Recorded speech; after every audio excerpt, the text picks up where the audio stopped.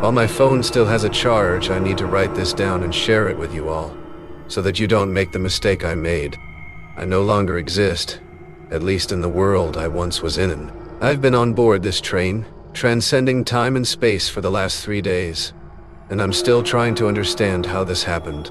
I know this probably sounds like confused ramblings to you all reading this, so allow me to explain. It all started when I got off work 3 days ago. I had to work late and finally finished around midnight. I don't own a car currently and live, or at least used to live, too far to walk or bike to work from home. I also don't take the bus. It takes too long, and I've learned that taking the train is much quicker than getting to and from work. When I arrived at the subway, I sat on the bench and waited for my train. While sitting there, I scrolled through my social media, looking at the happy lives of my friends and family. My sister posted pictures of her family on their trip to Venice, Italy. A few more scrolls down, I saw that my old high school friend had proposed to his girlfriend of 3 years. The more I scrolled, the more I realized how alone and unaccomplished I was. I don't have a girlfriend or a family outside of my parents and sister. I haven't done much with my life. After I graduated high school, I went into the army but was dishonorably discharged a year in for getting into a physical altercation with a second lieutenant. After getting discharged, I hopped around different low-end jobs and finally landed the job I now have as a desk worker.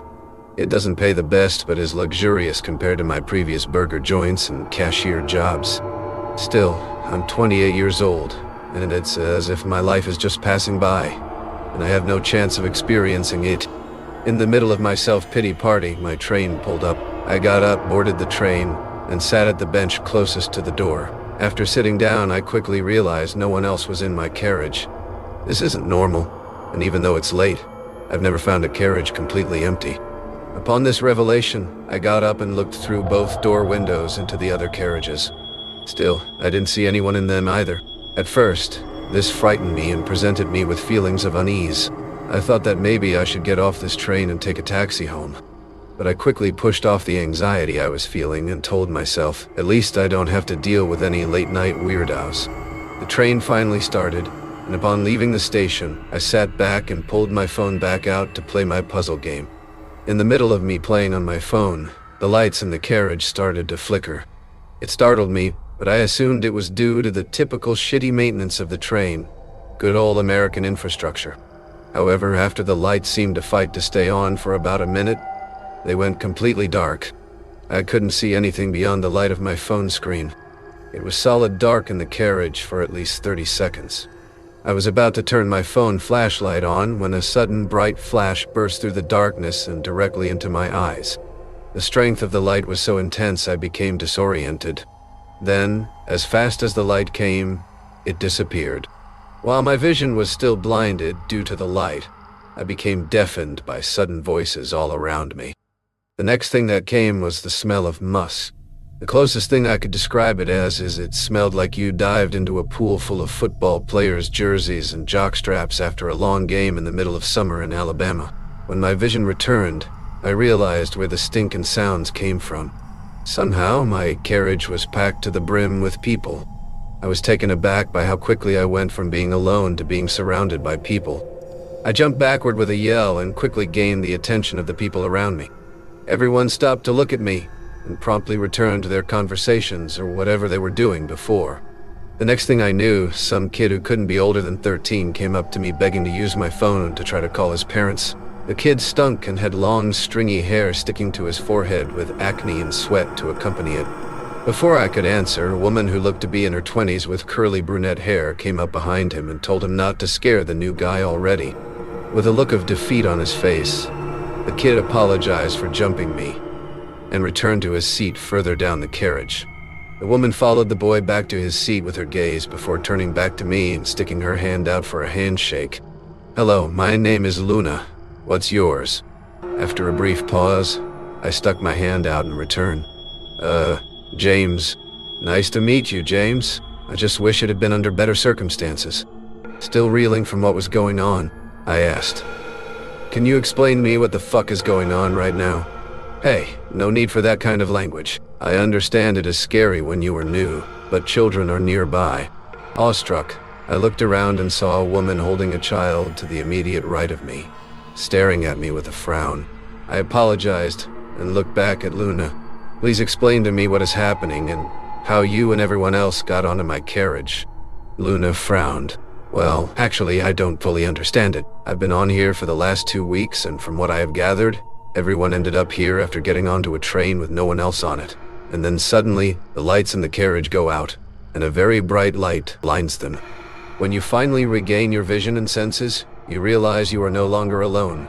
Sounds like what you experienced? After registering what she said, I replied, "Yeah, that's what I just experienced." Luna smiled. "Yep, I remember going through that." "Wait, didn't you say you've been on here for 2 weeks? Have you not gotten to your stop?" Luna laughed. "Funny thing, I don't think my stop exists anymore, and I'm willing to bet yours doesn't either." Last statement made me nervous. "What do you mean by that?" "Exactly what I said. My stop and your stop no longer exist. I don't know if you will believe this. It took me a few days, but once you experience that flash, you transcended into a different plane of reality." Her remark makes me want to question her sanity. A different reality. She couldn't be serious, but before I could respond, she cut me off. "Trust me, I know it sounds crazy, but can you think of an explanation for how you entered an empty carriage? The light went out, you somehow saw a bright light that made you temporarily blind, and then when you regained your sight, you found yourself in a loaded carriage with people in different states of cleanliness?" I sat with her remark for a while, and eventually had to concede to her question. I had no idea how anything had happened in the last 5 minutes. Still, I couldn't believe that 1 second I was on my way home, and the next I was in an entirely different existence. "Okay, so if what you said is true, how do I get out of here? Do I need to get off and board a train going in the opposite direction?" Before I could continue, she cut me off. "There is no going back, and trust me, you don't want to get off this train." Puzzled, I had to ask the obvious. "Well, why not?" After a moment of silence, Luna looked uncomfortable. "Like I said, we are in a different reality. None of the stops are in our previous reality, and each stop is a game of Russian roulette. In my short time here, I've seen several different stops. Some look nice, like the front cover of a luxury resort brochure. Others look, well, less inviting." Luna stopped and seemed to stare off into a horizon that wasn't there. What wasn't inviting about it? Luna seemed uncomfortable but responded, "Well, one stop looked like hell. Like an actual lake of fire with the sounds of thousands of people screaming in pain. In the distance, there were flying demons that looked like bats, but were the size of a small airplane. I could feel the intense heat from the open door. Of course, no one got off at that stop. This was still all too much for me to comprehend. 1 second I'm on my way home, and the next I'm here learning that hell is an actual place I could get off at. While gearing up to ask more questions, the train began to slow down, and the intercom said, "All right, passengers, the next stop is Pearl Wave Bay. To the passengers of carriage 48, please make sure at least 5 of you depart your carriage so we can stay in regulation. If 5 do not volunteer, we will have to send the authority to choose which of you to remove." The person on the intercom spoke in a startling, soft, but disturbing voice. I looked out the window as we began to stop at Pearl Wave Bay. It was beautiful, reminiscent of Luna's earlier comment that some stops look like the front cover of a luxury resort brochure. In the distance was a beach with sparkling water. The beach was abandoned but had several umbrellas with chairs set up. There were also a few Caribbean-style huts that appeared abandoned. The sky was a bright blue, with only a few clouds scattered across the sky. The sun was shining, and I could feel its warmth coming through my window. Overall, this looked like a dream location. I turned to Luna, who appeared to have a grim facial expression. "Hey, what's wrong? This looks like a great vacation spot," I said. "That's the thing. It looks like a great place to get off and stay, right? You don't know if this is a facade to make you feel welcome for slaughter or just a nice beach." Luna answered, "A slaughter? What are you talking about?" Before Luna could respond, I saw 4 people from the carriage next to ours get off at the stop. I looked at the door and saw that it was the 48th carriage that the intercom spoke about. That would make the carriage I am in the 49th. The 4 people who exited the carriage appeared to be a family with a father and mother figure and 2 kids. one a boy and the other a girl. The parents looked to be in their 40s, while the boy looked 12 and the girl appeared to be 8. They also looked like they were still reasonably clean, similar to me, so they must have just gotten on the train in the last day or so.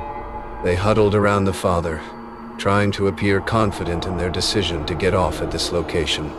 While watching them make slow steps further away from the train, I heard the intercom come back on. Carriage 48, only 4 of the 5 have gotten off. You have 30 seconds to volunteer one more person to get off the carriage. If no one removes themselves, the authority will decide for you. The last statement came through with tangible harshness. I looked at the door window into carriage 48 and saw utter panic with people arguing and pointing at one another. From what I could hear through the door, people were yelling, You have been here the longest." I also hear someone yell, "You are the oldest. Sacrifice yourself." I saw no one get off, and after 30 seconds, the intercom came back on. "All right, carriage 48, the authority is coming to remove one of you." Suddenly, carriage 48 turned quiet. I turned to Luna to ask, "Who or what is the authority?" "You will see soon enough." I looked out the train window and saw the family standing close by, but they all turned to look at the carriage they had previously stepped out of. Suddenly, a massive figure standing around 8 feet tall came walking toward carriage 48 from what looked like the front of the train. The figure, who I assumed was the authority mentioned over the intercom, appeared human, but without a nose or mouth. It only had 2 eyes, which burned a dark crimson. It was wearing what seemed to be an old train conductor outfit, and it walked past the family and stepped into carriage 48. Frantic screaming erupted in the carriage next door, and around 5 seconds later, the authority stepped back out with a young woman. The woman was carried by her left leg, which looked twisted and broken. She was frantically trying to claw at the doorway or anything she could to hold on to. Her hands finally found the door handle and she clutched it with all her might. The authority kept walking forward until it realized the woman was holding on to the door handle. The authority let go of her leg and grabbed her left arm. Without hesitation, the authority ripped the woman's hand off. The woman released the door handle with her other hand to grasp her newly amputated limb. Blood from the woman's arm was shooting everywhere, including on the family, who I just realized were screaming bloody murder. In a moment of intense courage, the father charged the authority and tried to tackle it to the ground. However, the authority didn't budge and instead turned towards the man with no facial expression. When the man realized his mistake, he turned back towards his family to run. Still, it was no use as the authority grabbed a hold of him by his head, and within an instant, popped his head open like a watermelon. It was chaos.